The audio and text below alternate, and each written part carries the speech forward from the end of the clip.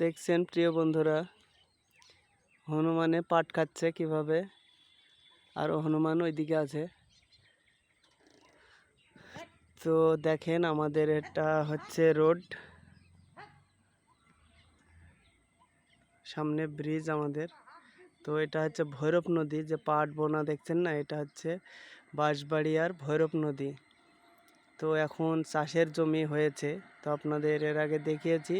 তো এই চাষের জমিতে দেখেন হনুমানে পাট খাচ্ছে বসে বসে।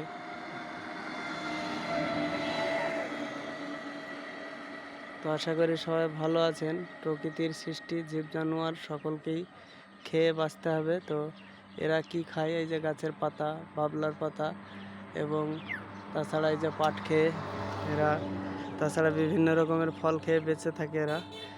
প্রাকৃতিক সৌন্দর্যটা আপনাদের তুলে ধরেছি, দেখেন।